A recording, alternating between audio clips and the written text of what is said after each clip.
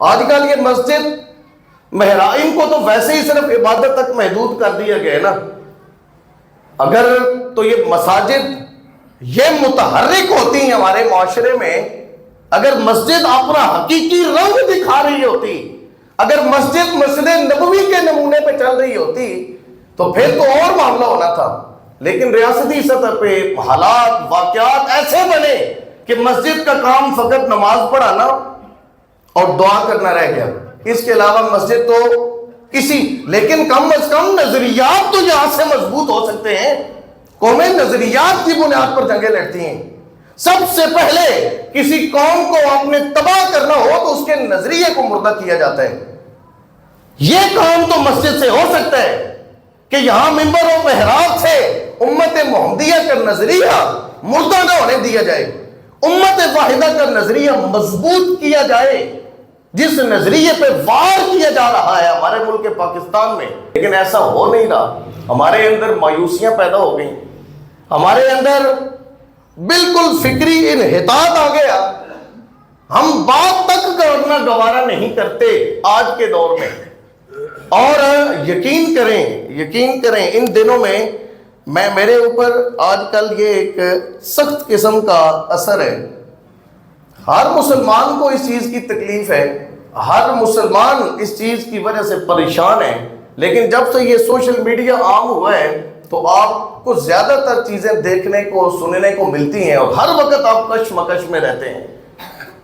مطلب آج کل جو ہی آپ موبائل استعمال کرتے ہیں، کبھی ہمارے وہ فلسطین کے بچے، کبھی ہماری مائیں، کبھی ہماری بہنیں، وہ جو حالت ان کی ہو رہی ہے اس وقت، جس طریقے سے وہاں پہ ظلم اور جبر کی داستانیں رقم ہو رہی ہیں، تو ایسے ماحول میں ایک عام مسلمان وہ اس کا سینہ چھلنی ہوتا ہے. پھر جب وہ اپنے ماضی کو سوچتا ہے تو اور زیادہ اس کے اوپر ایک عجیب طرح کی کیفیت ہوتی ہے کہ یہ کیسا وقت آ گیا ہے. ہمیں چنگیز خان کے ظلم بتائے جاتے ہیں، ہمیں ہلاکو خان کے ظلم بتائے جاتے ہیں کہ وہ انسانی سروں سے مینار بناتے تھے. لیکن یقین کریں اس وقت جو فلسطین میں اور اس وقت جو مسلم امت کے ساتھ کفر کی جانب سے رویہ رکھا جا رہا ہے وہ چنگیز خان کے ظلم و ستموں سے کہیں بڑا ہے. وہ ہلاکو خان کے ظلم و ستم سے کہیں آگے نکل چکے ہیں. آج مسلمانوں کے بچے اور بچیاں اور ہمارے بھائی، وہ ایک جگہ دھماکہ ہوتا ہے، وہاں سے بچنے کے لیے وہ ہسپتال میں جاتے ہیں تو وہ ظالم وہاں پہ بم پھینکتے ہیں. وہاں سے بچنے کے لیے کسی تعلیمی ادارے کا رخ کرتے ہیں تو وہاں پہ بمباریاں ہو رہی ہیں.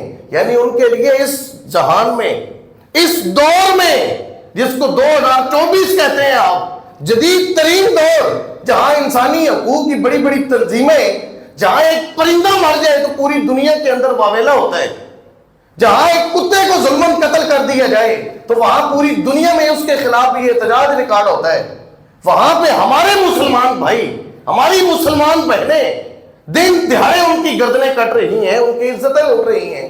نہ کہیں احتجاج ہے، نہ کہیں آواز بلند ہو رہی ہے، نہ کہیں کسی قسم کی کوئی بات ہو رہی ہے.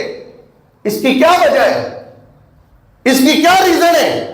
کہ ہمارے دلوں سے وہ امید ہی ختم کر دی گئی ہے، ہمارے دلوں میں وہ درد ہی ختم کر دیا گیا، ہمارے دلوں سے اس سوچ کو ہی مٹا دیا گیا، ہمارے دلوں میں یہ اہمیت ہی نہ رہی، یہ مسئلہ ہی نہ رہا.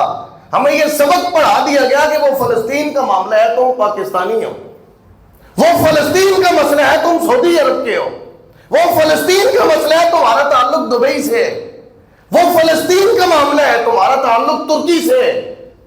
آج ہمیں جھنڈوں اور اپنی سرحدوں اور بارڈروں کے ساتھ قید کر دیا گیا. ہم پاکستانی ہو کر فلسطین کی بات کریں گے تو ہماری اکانومی تباہ ہو جائے گی. ہم سعودی عرب کے ہو کر اگر فلسطین کے شہیدوں کی بات کریں گے تو ہماری دولت کنٹرول کر لی جائے گی. اگر ہم نے دبئی کا ہو کر اپنے ان مظلوم بھائیوں کی آواز بلند کی تو ہمارا ٹورزم ختم ہو جائے گا. یہ ہماری سوچ بن چکی ہے، یہ ہمارا نظریہ. اور پھر عام مسلمان کی سطح پر یہاں تک مایوسی پھیل چکی ہے کہ اس بات کو کیا جائے تب بھی ہمیں تکلیف ہوتی ہے کہ فائدہ کیا ہونا ہے. اس سے ملنا کیا ہے، اس سے حاصل کیا ہونا ہے؟ تو یہ کیوں، اور یہ باقاعدہ یہ چیزیں ایک سوچے سمجھے منصوبے کے تحت یہ ہمارے اوپر، میں نے اگلے دن بھی یہاں پہ ایک مثال دی ہے، یقیناً آپ نے بھی وہ سنا ہوگا. ان چیزوں کو عام اس لیے کرنے کی ضرورت ہے تاکہ نوجوان کو یہ چیزیں سمجھ آئیں. آج کل یہ مسجد محراب، ان کو تو ویسے ہی صرف عبادت تک محدود کر دیا گیا ہے نا. اگر تو یہ مساجد یہ متحرک ہوتی ہیں ہمارے معاشرے میں، اگر مسجد اپنا حقیقی رنگ دکھا رہی ہوتی، اگر مسجد مسجد نبوی کے نمونے پہ چل رہی ہوتی تو پھر تو اور معاملہ ہونا تھا. لیکن ریاستی سطح پہ حالات واقعات ایسے بنے کہ مسجد کا کام فقط نماز پڑھانا اور دعا کرنا رہ گیا. اس کے علاوہ مسجد تو کسی، لیکن کم از کم نظریات تو یہاں سے مضبوط ہو سکتے ہیں. قومیں نظریات کی بنیاد پر جنگیں لڑتی ہیں. سب سے پہلے کسی قوم کو اپنے تباہ کرنا ہو تو اس کے نظریے کو مردہ کیا جاتا ہے. یہ کام تو مسجد سے ہو سکتا ہے کہ یہاں منبر و محراب سے امت محمدیہ کا نظریہ مردہ نہ ہونے دیا جائے، امت واحدہ کا نظریہ مضبوط کیا جائے، جس نظریے پہ وار کیا جا رہا ہے ہمارے ملک پاکستان میں. اگلے دن ٹی وی کے اوپر یہ پروگرام میں نے خود سنا، اس طرح کے سینکڑوں آپ بھی سنتے ہیں. صرف ایک مثال کے طور پہ وہ ہمارا مشہور صحافی ہے نجم سیٹھی، مطلب یہ سارے یہ لبرلزم کی ایک زبردست اور مضبوط ترین یہ آواز ہے یہ لوگ، اور ان کو کیا لگے امت واحدہ سے، ان کو کیا لگے مسلم امہ سے. یہ تو ان چیزوں کا مذاق اڑاتے ہیں. یہ تو ایسے لوگ ہیں کہ برادر اسلامی ملک کے نام کے اوپر بھی یہ منہ بناتے ہیں، یہ منہ بسورتے ہیں اور یہ طنز کرتے ہیں کہ یہ کون سا زمانہ آ گیا جی جہاں اپنے برادر اسلامی ملک کی بات کرنی ہے، اپنی اکانومی کی فکر کرو.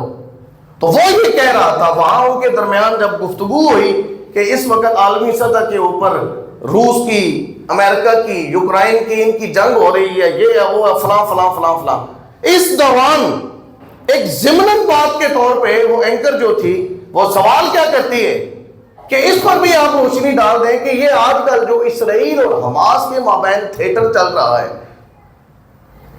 یہ لفظ دیکھیں، یہ سوچ دیکھیں، یہ اس نظریے کو مارا جا رہا ہے غیر محسوس طریقے سے، کہ اس بارے میں بھی کچھ بتا دیں کہ یہ جو اسرائیل اور حماس کے مابین تھیٹر چل رہا ہے، مطلب کیا کہ اسرائیل میں جو ہمارے بچے ذبح ہو رہے ہیں، اسرائیل میں جو ہماری مائیں بہنیں ان کی عزتیں پامال ہو رہی ہیں، اسرائیل فلسطین کے اندر جو مسلمان تباہ و برباد ہو رہے ہیں، پورے کا پورا غزہ کا شہر وہ ملبے کا ڈھیر بن چکا ہے، کھنڈرات میں تبدیل ہو چکا ہے. کیا وہ سارا ایک تھیٹر ہے؟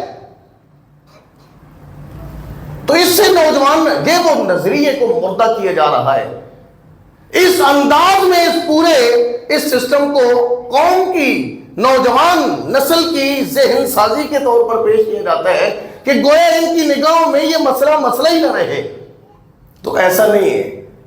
ہمیں آج اس سوچ کو بدل، کم از کم یہاں محراب سے اس درد کو تو زندہ رکھا جا سکتا ہے، اس نظریے کو تو زندہ رکھا جا سکتا ہے، اس نظریے کو تو مردہ ہونے سے بچایا جا سکتا ہے نا کہ بھائی ہم امت واحدہ ہے، ہمارا تعلق لا الہ الا اللہ محمد رسول اللہ کی بنیاد پر ہے. ہم پاکستانی بعد میں ہیں، ہم محمدی پہلے ہیں، ہم پاکستانی بعد میں ہیں. ہمارا تعلق لا الہ الا اللہ محمد رسول اللہ کی بنیاد پر پہلے ہے. اور جو لا الہ الا اللہ محمد رسول اللہ پڑھتا ہے اس کا وطن صرف پاکستان نہیں ہے، اس کا وطن سعودیہ نہیں ہے، اس کا وطن ترکی یا قطر نہیں ہے، بلکہ اس کا وطن پورا جہان ہے. یہ سبق ہمیں قرآن نے سکھایا ہے، ہم نے یہ سبق ہی بلا دیا، ہم نے اس مشن کو ہی چھوڑ دیا. گفتگو دوسری طرف نہ چلی جائے، میں سمیٹتے ہوئے جو کہنا چاہتا ہوں آج کے اس خطبہ جمعہ سے، جو میں پیغام آپ احباب تک پہنچانا چاہتا ہوں وہ یہ ہے کہ ہم نے اپنے حال کو درست کرنا ہے. اس کے نتیجے میں ہمارا ماضی بھی تابناک ہوگا، ہمارا مستقبل بھی روشن ہوگا. اور حال کو درست کرنے کے لیے ہم نے اپنے ماضی سے نور حاصل کرنا ہے، اس ماضی سے جو ہمارا تابناک ماضی ہے. اور وہ اس لحاظ سے اگر دیکھا جائے تو بدر کا میدان سب سے پہلا ہمارا سبق ہے، سب سے پہلی ہماری درسگاہ ہے۔ وہاں سے جو ہمیں سبق ملتا ہے وہ یہ ملتا ہے کہ اگر تمہارے جذبے جوان ہیں، اگر تمہارا خدا کی ذات پہ ایمان مضبوط ہے، اگر رسول اللہ کے ساتھ تمہارا تعلق مضبوط ہے، تو پھر یہ دنیا کے تمام تر یہ جو ہمارے اپنے سوچ فرض کردہ، ہمارے اپنے ایک سوچ میں موجود یہ جو پریشانیاں ہیں، یہ جو ہماری رکاوٹیں ہیں، یہ ساری ختم ہو جائیں گی۔ پھر ایک نعرہ تکبیر ہی ہماری تمام تر مصیبتوں کا مداوا بن کے سامنے آ جائے گا۔ تو ہمیں اپنے ماضی سے سبق حاصل کرتے ہوئے آج کے دور میں اپنی قوم اور اپنے بچوں اور اپنی نسلوں کے نظریات کو مردہ ہونے سے بچانا ہے، اور امت واحدہ کا تصور ان کے ذہنوں سے مٹنے نہیں دینا، ان کو تیار رکھنا ہے اور انتظار کرنا ہے کہ ایک وقت آئے گا دوبارہ سے کوئی نہ کوئی صلاح الدین ایوبی ضرور اٹھے گا۔ اگر ہم تیار ہوئے، اگر مسجد کے پلیٹ فارم سے اسلام کے نظریات کی مضبوطی کا کام ہوتا رہا، اگر مسلم قوم اور مسلم نسلیں اسلام کے نظریات سے آشنا رہیں، تو ان کے کانوں میں جو ہی کسی صلاح الدین ایوبی کی پکار پڑے گی وہ کمر بستہ ہو جائیں گے۔ اور اگر یہاں سے نظریات بھی مردہ ہو گئے، یہاں سے یہ آوازیں بند ہو گئیں، تو پھر آپ بھول جائیں کہ قیامت تک پھر دوبارہ کسی نہ کسی صورت میں آپ کا کوئی بازو پکڑنے والا آ سکتا ہے۔ تو ہمیں اپنے حصے کا کام کرتے رہنا ہے، ہمیں اپنے دلوں میں جذبے جہاد کو زندہ رکھنا ہے، ہمیں اپنے دلوں میں نعرے تکبیر کے جذبے کو زندہ رکھنا ہے، ہمیں اپنے دلوں میں اپنے مسلمان بھائیوں کی محبت کے جذبے کو زندہ رکھنا ہے۔